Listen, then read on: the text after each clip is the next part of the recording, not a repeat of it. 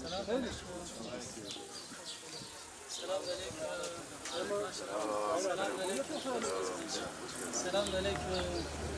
Selamünaleyküm. Hoş bulduk. Allah razı olsun. Selamünaleyküm. Şükretmemiz, şükretmemiz lazım ki daha büyüklerine karşı karşıya kalmayacağız. Mahallelere gidiyoruz. Mahallelerde özellikle mahallelerin sorunları, sıkıntıları, problemleriyle ilgili çalışmalar yapıyoruz. Tabii sadece bu mahalle değil, yani Batman'ın bütün mahallelerini dolaşıyoruz. Hangi birimle alakalıysa, hangi kurumla alakalıysa o kurumun o işi yapması gerektiğiyle ilgili onlarla iletişime geçip bu sorunların çözümünün sağlanmasına inşallah katkıda bulunacağız. TOKİ'nin araçları azdır. Evet. Yoğunlukla buranın halkı mesela belediye arabalarıyla seyahat etmek zorundadır. Evet. Mesela arabalar yetersizdir. Evet. Mesela bayağı mağdur oldu. Yani bir düzenlemeler yapılmış ama çok daha yani iyileştirilmesi gerekiyor. Evet. Azdır bunlar yani. Batman'ın 2-3 ilçesinde nüfus yoğunluğu daha çoktur. Evet. Ama maalesef bizim bir taziyemiz yok. Yani bu hırsızlık olayı. Bir de olay çok oluyor. güvenlik olayı var burada. Bekçi verilmesi lazım bekçi.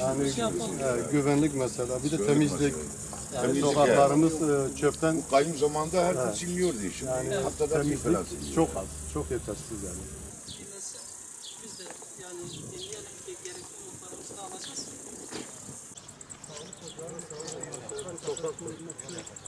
Yani hırsızlık olayları çok. Hırsızlık olayı çok oluyor burada. Halkaların şurası. Ölmesi lazım.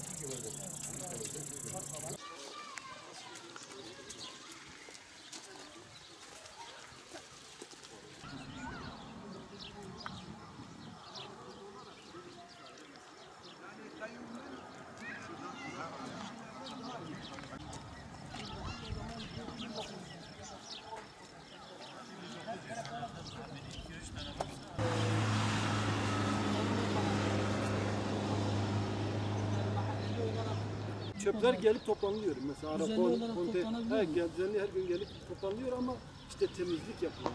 He, Mücadele Şehirde her bir caddenin temizlikçisi var. Buranın hiç yok. buranın hiç yok. doğru.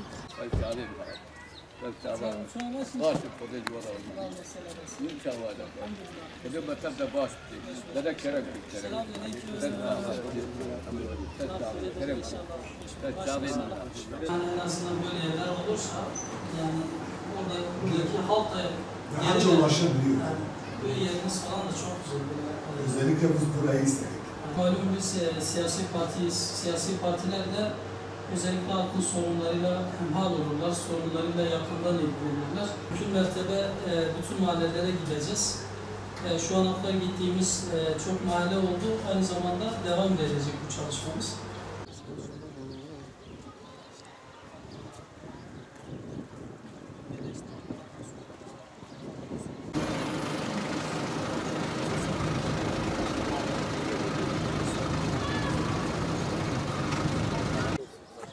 İnşallah yapacağız. Hakikaten buranın ihtiyacı var yani.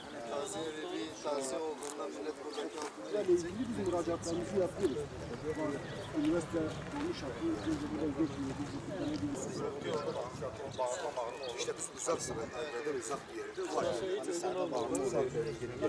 Basket Basket sahası. Şu orta alanın tam pazar alanı ve spor kompleksi olarak ürünleri ihalesini hazırlayacağız. İhalesini yapacağız ama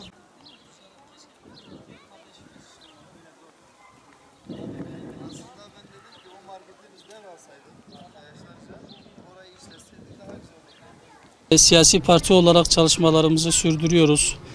Çalışmalarımıza kaldığımız yerden devam ediyoruz. Bu kapsamda bugün de iki mahallemizi ziyaret ettik. Mahallelilerle, mahalle muhtarlarıyla bir araya geldik. Mahalleliyle ve muhtarla yaptığımız görüşmeler neticesinde iki mahallede bazı sorunların olduğunu tespit ettik. Tabii bu sorunlarla alakalı biz daha geniş ve daha detaylı bir çalışma da yapacağız. Bugün özellikle kısa olarak bu mahallelerimizle alakalı gündeme getireceğimiz bazı sorunlar var. Bu sorunların başında özellikle bu iki mahallemizde nüfus yoğunluğu çok olmasına rağmen şu anda bir bekçi, mahalle bekçisi yok. Bu konuda mahalleliler mahalle bekçisinin olması konusunda yetkililerden bir beklenti içerisinde olduğunu ifade ediyorlar. Bir diğer sorun, iki mahallemizde de taziye evi ihtiyacı var. Taziye evi iki mahallede de yok. Bu kapsamda bu konuda özellikle taziye evinin yapılması ihtiyacı söz konusudur. Bunun için de bizler de girişimlerimizde bulunacağız.